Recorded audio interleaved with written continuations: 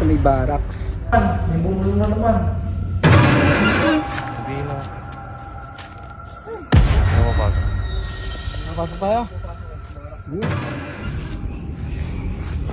Parang may lalakad. Ha? Parang nga. Diba?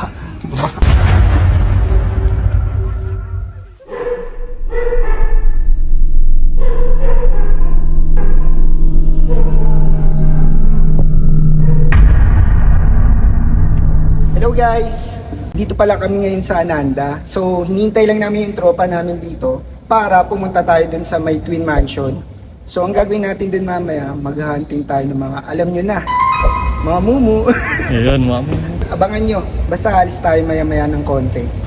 Sige, see you.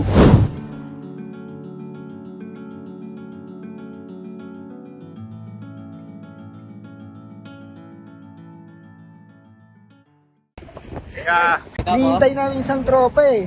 Pinapaikot kami kasi.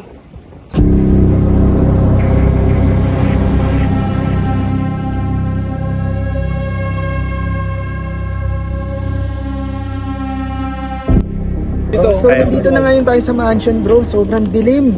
Pagdating pa lamang namin sa Twin Mansion, mararamdaman mo na agad yung kakaibang bigat at tahimik sa paligid na parang bang may nagmamasid. At sa mga oras na ito, nagkape muna kami sa bahay ng caretaker. Kinausap upang makapasok kami sa loob ng mansyon. So guys, nandito na ngayon tayo sa Twin Mansion. Magpapasama tayo dito sa caretaker. So mamaya interview natin siya.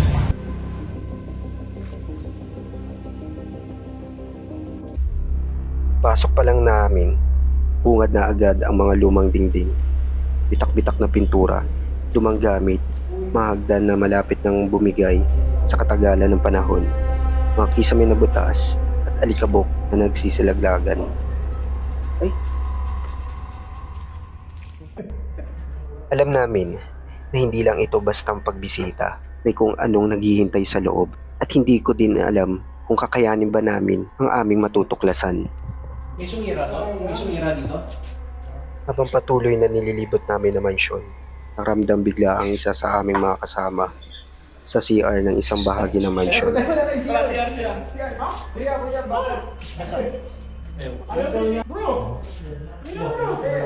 Ayoko. Medyo malamig lang. Ayon sa sinabi ng caretaker, sa kwartong ito may nagparamdam na bata na kalahating tao at kalahating bunga ang itsura. Akong lalagnatin. Bakit? Yun yung nararamdaman mo? Sa mga oras na to, isa ulit sa kasamahan namin ang sumama ang pakiramdam. At dito, pinagpatuloy pa rin namin ang aming paglalakbay kasama ang caretaker.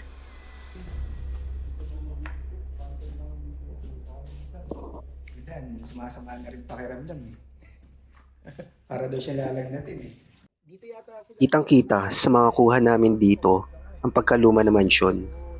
Mga sira-sirang pader, gamit ng bahay at dumi na bumabalot dito. Boses? Oo, dyan. Mulong?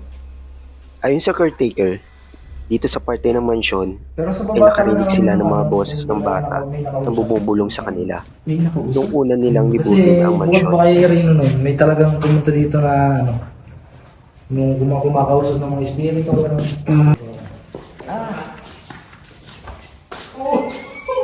Guys, dito daw merong nakausap tama? Bumaba kami sa unang palapag ng mansyon na kung saan maraming nagpaparamdam ayon sa caretaker.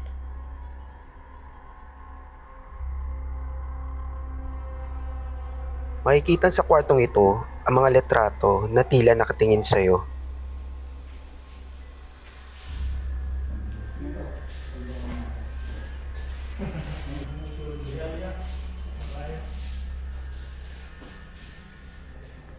Ayon din sa caretaker, may mga pintong nagbubukas sara ng kusa dito sa palapag na ito, kahit napakabigat ng pinto para magalaw ng hangin.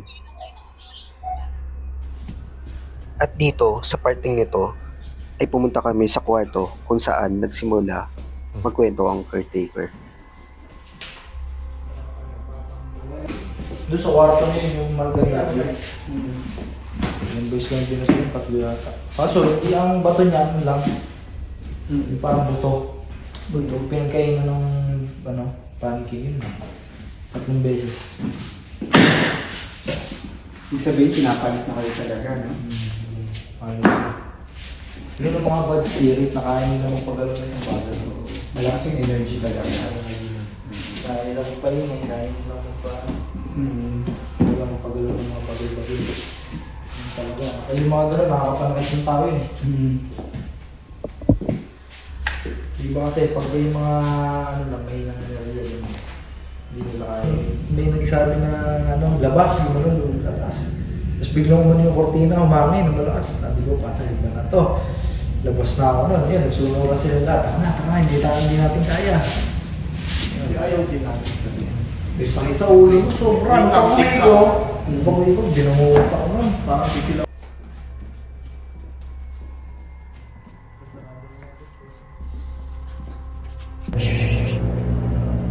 Hindi masasarap.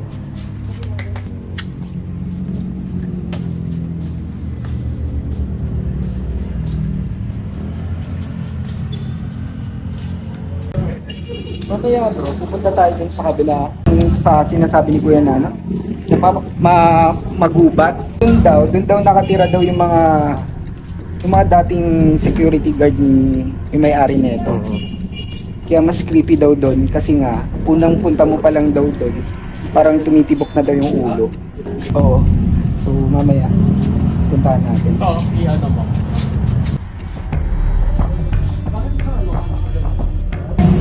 Doon sa kabila. Yung Oo. Ano yung kwento? story nun? Oo. Ang istorya kasi noon dati, ewan ko lang. Dati, nung mga bata pa kami, hindi kami, pagka dumadaan kami doon, kasi dati, isa lang ang bilihan namin dito talaga. Wala pa kami tindahan nun. Ito kami nadaan. Kaya buha lang kami ng tatay namin doon kasi nga. Kumbaga, may ibang nararamdaman. Pero baka naman, kasi kubat yun eh. Isa, may nakikita kami na hindi namin masabi, gano'n. Kumbaga, hindi namin alam kung totoo ba yun. Kumbaga, binabaliw lang kasi bata lang naman kami, hindi namin alam yun. Pero may nakitira doon. Ang kwento lang sa amin na nakitira doon, paggabi, may narinig silang umiyak na babae, gano'n. May mga parang nag-aaway, gano'n. Tapos may nakikita silang malaking ibon. Sa dulo kasi gubat nga, gubat talaga siya kasi dati. Ngayon, malinis na eh. Tapos, pagka kaya sila umalis doon kasi nga hindi malayo din pati sa school. Saka iba yung nararamdaman nila. Hindi halos makatulog yung mga bata, gano'n. Yun. So punta tayo ngayon sa may barracks. Ang damo. Tingnan natin.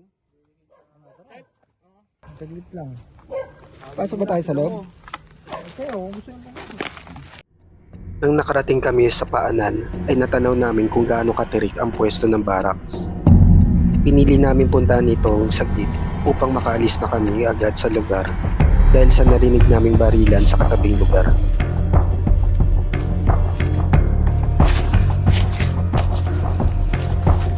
Pag ito lang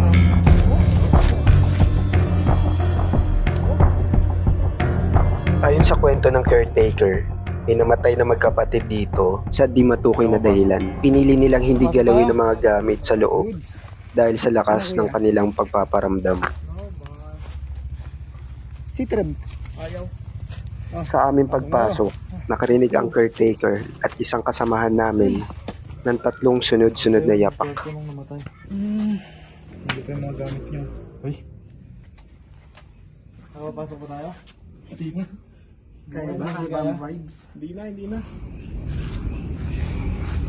Parang may lalakad. Ha?